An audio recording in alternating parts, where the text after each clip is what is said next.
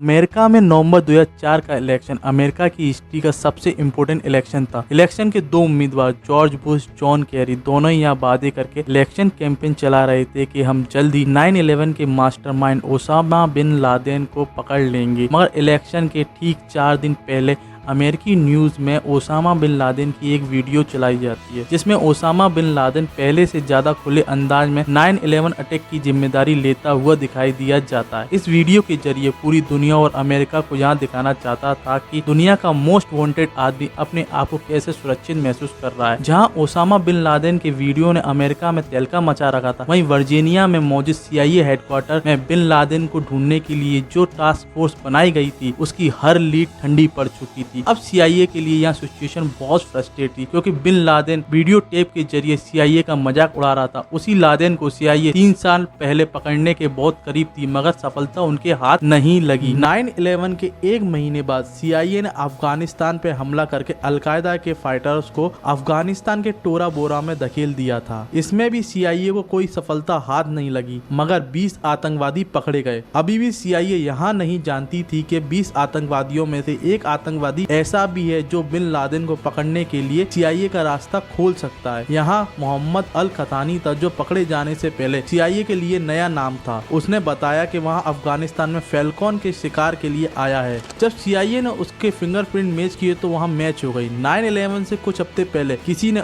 ऑर्नाल्डो airport पर घुसने की कोशिश की थी। कस्टम ऑफिसर ने उसे शक के बिना पर एंट्री होने पर पकड़ा था और उसे वहीं से वापस भेज दिया था। वहाँ कोई और नहीं, अफगानिस्तान में पकड़ा गया अल खतानी था, जो सिस्टम से पहले से ही रिकॉर्ड था। अब CIA को समझ तो आ गया था कि अल खतानी का बिन लादेन से कोई ना कोई संबंध जरूर था। बार बार इंट्रोगेशन होने पर अल खतानी ने अलकायदा से संबंध होने के बारे में मार्च 2002 में अलकायदा का एक और मेंबर पकड़ा गया, जिसका नाम अब्बू जावेद था। वहाँ अलकायदा के लिए सामान पहुँचाने का काम करता था। उसने CIA को खालिद शेख मोहम्मद को पकड़ने में मदद की, जिसके 1 साल बाद उसे भी पकड़ लिया गया। खालिद शेख मोहम्मद अलकायदा का कमांडर था, जिसने 9/11 का प्लान बनाया था। CIA को अब ओसामा बिन लादेन को पकड़ने के लिए कड़ी तो मिल रही थी, मगर अभी भी बिन लादेन उनकी हद से काफी दूर था। अभी तक ओसामा बिन लादेन को पकड़ने की बात तो छोड़ो, CIA यहाँ तक नहीं पता लगा पाया कि बिन लादेन कहाँ है। CIA को बस यह मालूम था ओसामा बिन लादेन जहाँ कहीं भी है वहाँ से मैसेज भेज रहा है। आने वाले सालों में ओसामा बिन लादेन की कई ऑडियो टेप रिलीज हुई। यहाँ समझ जाने लगा कि वो सिर्फ अलकायदा के लीडरशिप के कॉन्टेक्ट में है। अब CIA को अलकायदा के कोरियन नेटवर्क को तलाश करना था।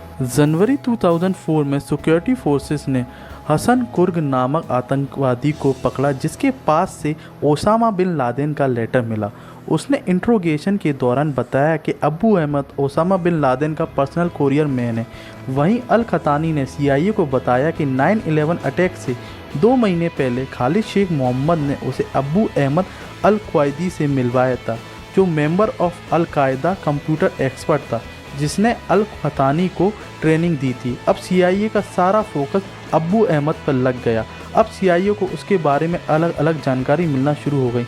अभी भी CIA के पास अब्बू अहमद अल क्वायदी के नाम के सिवा कोई और इन्फॉर्मेशन नहीं थी। अगले 2 सालों तक CIA के हाथ ना तो अब्बू अहमद आया था और ना ही ओसामा बिन लादेन का पता चल रहा था।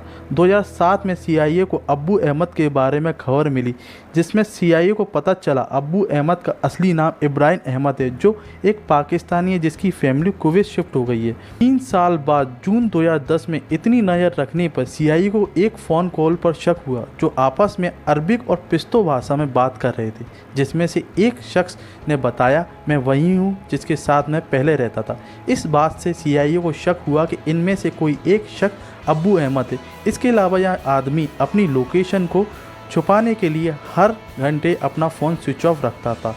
यह तभी ऑन होता था जब वहाँ पेशावर जाया करता था। अब ग्राउंड लेवल पर इसकी जासूसी शुरू कर दी गई। इसके लिए अगस्त 2010 में CIA एजेंट को यहाँ काम सौंपा गया। पहले उसने पेशावर में अब्बू अहमद को आइडेंटिफाई किया और फिर उसका पीछा करना शुरू कर दिया। कई दिनों तक पीछा करने के बाद CIA के हाथ अब्बू अहमद के घर की लोकेशन आ गई थी, मगर CIA अब कोई भी गलती नहीं करना चाहती थी। कई दिनों तक अब्बू अहमद कहीं नहीं गया जहाँ बिन लादेन हो सकता है। तभी CIA को लगा कहीं अब्बू अहमद के साथ इसी घर में ओसामा बिन लादेन तो नहीं है, मगर अभी भी CIA 100% कंफर्म नहीं थी। जिस शख्स को CIA पिछले 10 साल से ढूंढ रही थी शायद वहाँ इसी घर में था। CIA ने फाइनल एक स्पेशल यूनिट को इस घर में रेड करने का मिशन दिया। 1 मई 2011 को रात 11 बजे 2 ब्लैक हॉर्क हेलीकॉप्टर जलालाबाद अफगानिस्तान से एटमाबाद में उतरे। यहाँ ऑपरेशन 40 मिनट के लिए प्लान किया गया था। इस ऑपरेशन का लाइव टेलीकास्ट खुद अमेरिकी प्रेसिडेंट बाराक ओबामा ने देखा था, जिसमें 38 मिनट में ऑपरेशन को खत्म करके अमेरिकी फोर्स ने ओसामा बिन लादेन को मारकर उसकी बॉडी अपने साथ ले गए। US ऑफिशियल के मुताबिक 24 घंटे के अंदर ही सऊदी अरब की परमिशन के साथ समंदर में ओसामा बिन लादेन की बॉडी को बहा दिया गया और 9/11 के मोस्ट वांटेड का चैप्टर एंड हो गया। मिलते हैं अपनी